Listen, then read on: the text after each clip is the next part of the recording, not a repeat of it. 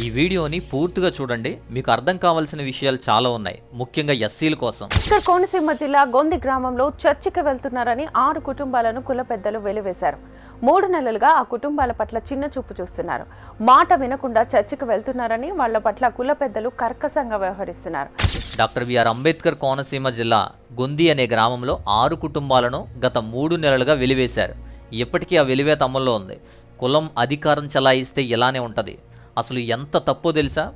అలాంటి వివక్ష మానేసి ఎన్నో సంవత్సరాలు అయింది. తాతల నాటి కాలంలో తెలియక అజ్ఞానంతో అప్పుడు అలాంటివి ఉండేవి. ఆనాడు విన్న వార్తలు మళ్ళీ ఈనాడు వింటున్నాం, మళ్ళీ వెనక్కి వెళ్తున్నాం. చర్చికి వెళ్తే వెలివేత, టిఫిన్లు, కూరగాయలు, నిత్యావసర వస్తువులు, పనిపాట్లు అన్నిటికీ కూడా దూరం. ఈ విషయం గుర్తుపెట్టుకోండి. ఎందుకంటే ఈ వీడియోలో నేను క్రైస్తవుల గురించో చర్చిల గురించో మాట్లాడడం లేదు, బట్ ఈ అంశాన్ని మాత్రం గుర్తుంచుకోండి. ఇంకొకటి, కాకినాడ జిల్లా పిఠాపురం నియోజకవర్గంలో మల్లాం అనేటువంటి గ్రామంలో ఎస్సీ దళితులందరినీ కూడా బహిష్కరించారు. ఒక దళిత వ్యక్తి ఎలక్ట్రీషియన్ పనికి వెళ్తే ఆ ఇంట్లో అతను చనిపోయాడు. చనిపోయిన వ్యక్తికి న్యాయం చేయాలి అని అడిగినందుకు ఇలా దళితులు నన్ను అడగడం ఏంటని ఎస్సీలు అందరినీ కూడా బహిష్కరించి టిఫిన్లు కానీ, పాలు కానీ, నిత్యావసర వస్తువులు కానీ ఏమీ అందనివ్వట్లేదు. వారికి పని కూడా కల్పించకుండా చేసేశారు. చనిపోయింది వాళ్ళే, బహిష్కరించబడింది వాళ్ళే. ఇది చాలా పెద్ద రాద్ధాంతం, పెద్ద గొడవైంది ఆ జిల్లాలో. ఇంత పెద్ద ఇష్యూ అవుతున్నా సరే లడ్డుకున్న వాల్యూ లేదు వాళ్ళకి, ఆవుకున్న మర్యాద లేదు వాళ్ళకి. విద్వేషాలు రేపడానికి ఇచ్చినటువంటి ప్రాధాన్యత, దానికి ఇచ్చినటువంటి టైము వీళ్ళకి లేదు. కనీసం చిన్న చూపు కూడా లేదు ఆ నాయకులకు. అక్కడ ఏం జరిగినా వెలివేతలు అనేది చట్టరీత్యా నేరం. మరీ వెలివేతల, మనిషిని కోల్పోయింది వాళ్ళే, శిక్ష అనుభవిస్తుంది వాళ్ళే. ఈ దేశంలో పరిస్థితులు ఎలా ఉన్నాయంటే రాజకీయం చేయడానికి, విభజించి పాలించడానికి ఉపయోగించుకుంటారు దళితుల్ని. ఓటు వేయడానికి మాత్రమే దళితులు కావాలి. కొన్నాళ్ళకి ఆ ఓటు కూడా తీసేస్తారేమో, అలాంటి పరిస్థితులు ఉన్నాయి. అలాంటి పరిస్థితి సాక్షాత్తు ఒక ముఖ్యమంత్రికే తప్పలేదు, ఒక ప్రతిపక్ష నాయకుడికి తప్పలేదు. బీహార్ రాష్ట్ర ముఖ్యమంత్రి, చీఫ్ మినిస్టర్ ఆఫ్ బీహార్, ప్రస్తుతం కాదు, ఆయన మాజీ సీఎం, మంత్రిగా కూడా చేశారు, ప్రతిపక్షంలో ఉన్నారు. అతనికే ఆ గతి పట్టేసింది. అతను దళితుడు అని చెప్పి పరమేశ్వర స్థానంలో ఒక దేవాలయానికి వెళ్తే అతను వెళ్ళిన తర్వాత ఆలయాన్ని మూసేసి, విగ్రహాలన్నీ కడిగేసి, గుడంతా కూడా శుద్ధి చేసి ఆయన అవమానించారు. పైగా బీజేపీ ఎలియన్స్లో ఉంది ఆయన పార్టీ. ఇంకా అంటరాని వాడిగానే చూస్తున్నారు.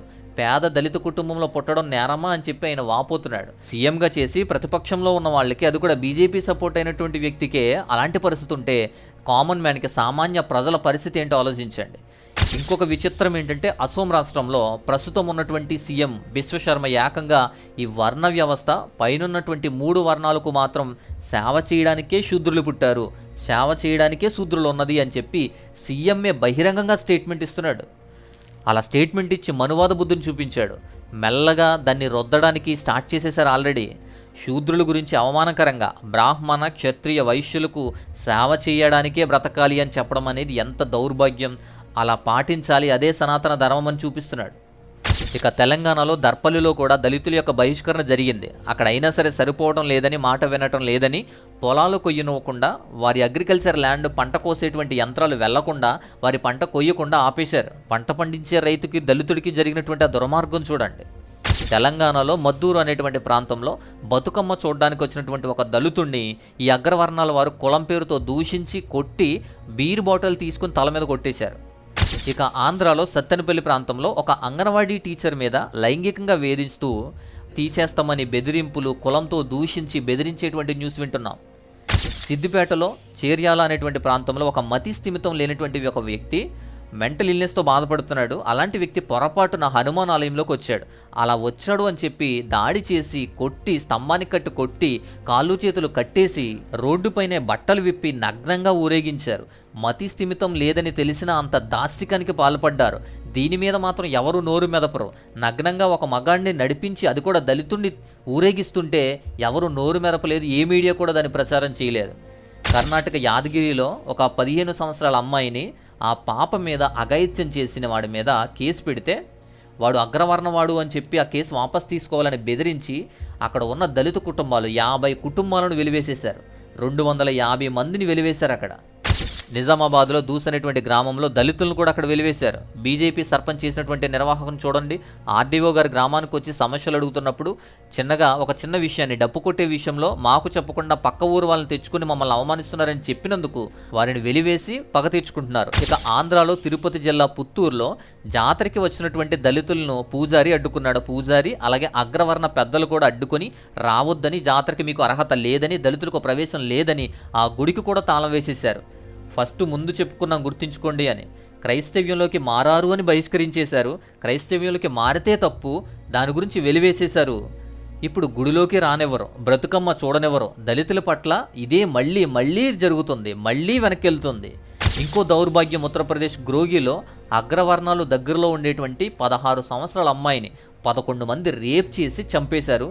ఆ అమ్మాయికి ఉన్నటువంటి కుటుంబంలో తన తమ్ముడిని, తన తల్లిని, తన తండ్రిని, మొత్తం కూడా కుటుంబాన్ని చంపేశారు. ఇంటి పక్కన ఉన్న ఒక స్థలం యొక్క వివాదం గురించి ఇదంతా జరిగింది. ఇలాంటివి చాలా విన్నాం కదా. దళిత అమ్మాయి కాబట్టి ఏమీ ఉండవు. అగ్రవర్ణాలలో ఎవరైనా అయితే ఒక చిన్న రేప్ జరిగితే, ఒక చిన్న అటాక్ జరిగితే, లేదా ఏదైనా ఒక చిన్న ఇన్సిడెంట్స్ జరిగితే న్యూస్ అన్నిటి కూడా వాటి చుట్టే తిరుగుతుంది. యూట్యూబ్ అంతా కూడా వారి గురించే చెప్తారు. దేశమంతా కొవ్వొత్తులతో నింపేస్తారు. దళితులు కదా, అలాంటివి ఏముండవు. మేడ్చల్లో రావల్కోలి అనేటువంటి గ్రామంలో బోనాలు తేవద్దని, దళితులు రావద్దని అగ్రవర్ణాలు అడ్డుకున్నారు.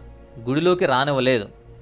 ఇక వెన్నవెల్లి అనేటువంటి గ్రామంలో శ్రీరామ నవమి నాడు దళితులు వస్తే అసలు శ్రీరామ నవమే చెయ్యమని చెప్పి ఆపేశారు. రావద్దని బెదిరించారు, వెళ్ళగొట్టేశారు.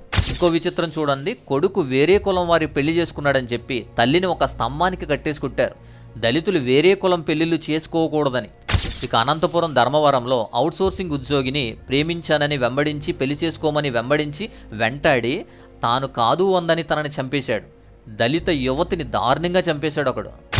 ఇక గుజరాత్లో రామాలయంలోకి వచ్చారని చెప్పి 20 మంది కలిసి దళిత కుటుంబాన్ని, ఒక కుటుంబంలో ఉన్న 6 అందరినీ కూడా ఒక కుటుంబాన్ని తుడిచిపెట్టేశారు. రక్తారు కారేలా చితకబాదేశారు. నెక్స్ట్ చిరుమణదొడ్డి అనేటువంటి గ్రామంలో ధ్వజస్తంభం కార్యక్రమంలో దళితులు రాకూడదని వస్తున్న వారిని ఆపేశారు. ఆలయానికి రాకూడదని వెళ్ళగొట్టేశారు. ఇక జనగామ పెంబర్తిలో ఒక దళిత మహిళ బోనాలు సమర్పించకూడదని, దళిత మహిళ ప్రేమించి పెళ్లి చేసుకుని వచ్చిందని, తనకు అర్హత లేదని, వాళ్ళ కుటుంబానికి కూడా అర్హత లేదని చెప్పి రావద్దన్నారు. ఇక నెక్స్ట్ లింగాల గణపురంలో జీడికల్ అనేటువంటి ఒక గ్రామంలో దళితులు జలాభిషేకం చేసేందుకు రాకూడదని, శివాలయంలో అడుగు పెట్టకూడదని చెప్పి జరిగిన ఇష్యూ అనేది చాలా జరిగింది. వారు అసలు శివాలయంలోకి రాకూడదు, ఇలాంటి అభిషేకాలు చేయకూడదన్నారు. ఇక ఇంకొకటి మరిపెడ అనేటువంటి గ్రామంలో దళిత కాలనీ నుంచి 50 మంది మహిళలు బోనాలు తెస్తే అలా తెచ్చేందుకు అర్హత మీకు లేదని, రావద్దని, అగ్రవర్ణాలతో కలిసి మీరు బోనాలు తెస్తారా, మాతో కలిసి మీరు ఆడతారా అని చెప్పేసి వెళ్ళగొట్టేశారు. గొడవ కూడా జరిగింది. ఇక నిజామాబాద్ జిల్లాలో అంబేద్కర్ విగ్రహం ఏర్పాటు చేస్తున్నటువంటి దళితులను దూషించి విగ్రహం పెట్టొద్దని అడ్డుపెట్టి, అంబేద్కర్ ఉంటే అరిష్టమని చెప్పి వానలు పడవు, కరువు వచ్చేస్తుందని చెప్తున్నారు. చిట్టమూరు చింతాలమ్మ ఉత్సవాల్లో ఎస్సీలు, ఎస్టీలు రావద్దు, వారు పాల్గొనకూడదని చెప్పి, అలాగే అమ్మవారు ఈ గిరిజన కాలనీలకు వెళ్ళకూడదు, దళితుల దగ్గరికి వెళ్ళకూడదు, వాళ్ళ దగ్గరికి వెళితే అరిష్టం జరుగుతుందని ఆ ఉత్సవం నుంచి దూరం చేశారు. దగ్గరికి కూడా రానవలేదు. ఇక సింగరాయకొండ అనేటువంటి ప్రాంతంలో గ్రామాల్లో కాదు పట్టణాల్లో కూడా దళితులు వస్తారా, దళితులు పట్టణాల్లో మాతో పాటు నివసిస్తారా అని చెప్పి, మాతో నివసించడానికి మీరెవరు అని చెప్పేసి ఊరు చివరకు వెళ్ళిపోండి, ఊరు చివరే బతకండి అని చెప్పి వేధించారు. ఇల్లు కట్టుకోనివ్వలేదు. అది కూడా ఎవరినో తెలుసా, ఒక పోలీసు ఉద్యోగిని. ఒక పోలీసు ఉద్యోగి కలిగినటువంటి ఒక దుస్థితి ఇది. వేములపల్లిలో శ్రీరామనవమి చేస్తుంటే అక్కడ సిమెంట్ రోడ్డు గురించి ఒక గొడవ అయ్యి శ్రీరామనవమి అనేది ఆగిపోయిన నేపథ్యంలో అగ్రవర్ణాలు చేయడం లేదని చెప్పి కొంతమంది ముందుకొచ్చి, దళితులు చేయడానికి ముందుకొచ్చి చందాలు వసూలు చేసి ఘనంగా నిర్వహించారని చెప్పి, అలా దళితులు ఎందుకు చేశారు, అవమానం అని చెప్పి, అరిష్టం అని చెప్పి, అలా దళితులు చేశారని చెప్పి ఆ దళితులు తీవ్రంగా కొట్టేశారు. తూర్పుగోదావరి జిల్లా సింగంపల్లిలో చెట్టు కింద మామిడికాయలు తీశాడని చెప్పి ఏకంగా పంచాయతీలోనే దళితుల్ని ఊరేసి చంపేశారు. పంచాయతీ ఆఫీసులోనే ఊరేసి చంపేశారు. కర్నూలులో దళిత అమ్మాయిని ప్రేమించినటువంటి ఒక అబ్బాయి కుటుంబం ఆ అబ్బాయిని పెళ్లి చేసుకున్నటువంటి దళిత అమ్మాయిని కాదని చెప్పి పెళ్లి చేసుకున్న దళిత అమ్మాయి ఇంటిని కాల్చేశారు.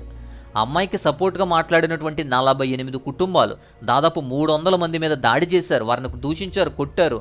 అక్కడ దళితులంతా బంధువుల ఇళ్లలోనో భయంతో వేరే ఊళ్ళల్లోనో బ్రతుకుతున్నారంటే అర్థం చేసుకోండి. తొర్రూరు అనే గ్రామంలో కుక్కపిల్ల వచ్చిందేమో అని చెప్పి తోటలోకి వచ్చినటువంటి దళిత పిల్లల్ని మామిడికాయ దొంగతనానికే వచ్చారు అని చెప్పి ఎంత చెప్పినా వినకుండా కొట్టి, కాళ్ళు చేతులు కట్టిపడేసి కర్రలతో బీభత్సంగా కొట్టి ఆ పిల్లలతో పెంట తినిపించారు. ఆ పెంట తినిపించేశారు బలవంతంగా. రాజంపేట రూరల్లో అధికారులను అడ్డుపెట్టుకుని దళితుల భూమిని కబ్జా చేస్తే అందుకు అడ్డొచ్చినటువంటి ఆ ఓనర్ని, యజమానిని, ఆడామిని, దళిత మహిళని దారుణంగా కొట్టిపడేశారు. అగ్రవర్ణాలలో కలిసి భోజనం చేశాడని ముక్కు కోసేశారు. దళితులు ఎంత పెద్ద ఉద్యోగం చేస్తున్నా సరే కనీసం వాళ్ళు ఉండడానికి ఇల్లు దొరకదో, వారు ఉండడానికి అద్దెకు కూడా ఇల్లు ఇవ్వము అంటారు. గుడిలోకి వెళ్ళి దేవుడికి దండం పెట్టడానికి మీకు అర్హత లేదని చెప్పి దేవుడు దగ్గరకు కూడా రానియటం లేదు. క్లాసులో ఎస్సీ పిల్లాడు చదువుతున్నాడని, బాగా చదువుతున్నాడని అందరూ కలిసి చెత్త కొట్టేసిన విషయం చూస్తున్నాం.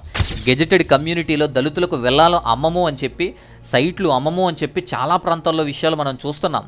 దళితుడు ఆధిపత్య కులపు అమ్మాయిని ప్రేమిస్తే చంపేసి పరువు నష్ట హత్యల కింద చాలా విషయాలు వింటున్నాం. వాటర్ ట్యాంక్లో నీళ్లు తాగాడని చెప్పి మానవ మలం కలిపి తినిపించిన విషయాన్ని చూస్తున్నాం.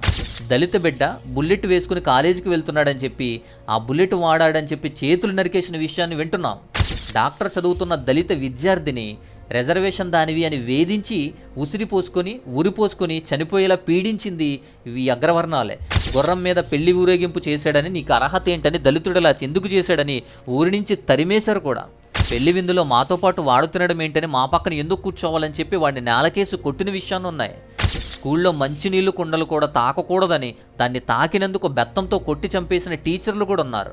నచ్చితే దళిత అమ్మాయిలని చెప్పి రేప్ చేయడమో, మానభంగం చేయడమో, రేప్ చేసి చెట్టుకు ఉరిపెట్టడమో, పెట్రోల్ పోసి తగలబెట్టడమో ఇలాంటివి చూస్తున్నాం.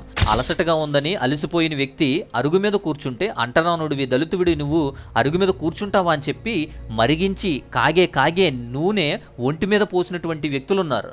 ఇంకా చాలా ఉన్నాయి. ఇలాంటివి చూస్తే ఏమనిపిస్తుంది? ఇప్పుడు చెప్పండి, దళితులు ఏ సిచ్యువేషన్లో ఉన్నారు, ఎలాంటి పరిస్థితుల్లో ఉన్నారు? కేవలం రిజర్వేషన్లు బొక్కుకు తినేటువంటి మనుషులు, దర్జాగా బ్రతికేటువంటి మనుషుల్లా కనిపిస్తున్నారా?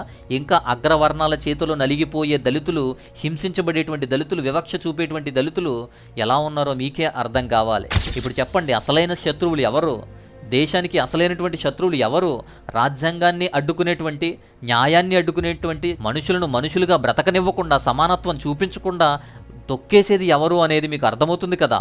ఇవన్నీ కూడా తెలుగులో వచ్చిన న్యూస్లు, తెలుగు రాష్ట్రాల్లో జరిగినవి కొన్ని, తెలుగులో వచ్చిన న్యూస్లు కొన్ని. ఎక్కడో నార్త్ ఇండియాలోనో, నార్త్లో అయితే కాదు, నార్త్లో రోజుకి ఇలాంటిది ఏదో ఒకటి జరుగుతూనే ఉంటుంది. ఇవన్నీ టీవీ వాళ్ళు వేయరు, ఇవన్నీ యూట్యూబ్ వాళ్ళు ఏం చెప్పడం లేదు. ఇది అన్యాయం అని ఎవరో నోరెత్తట్లేదు. ఇదే అన్యాయం అగ్రవర్ణాల్లో జరిగితే, మతానికి జరిగిన, అగ్రవర్ణాలకు జరిగిన అదిరిపోతాయి, గోలగోల చేస్తారు, మీడియా మొత్తం ఉలిక్కి పడిపోద్ది. అలాంటి పరిస్థితి ఎస్సీ ఎస్టీలకి లేదు, ఈ దళితులకి లేదు.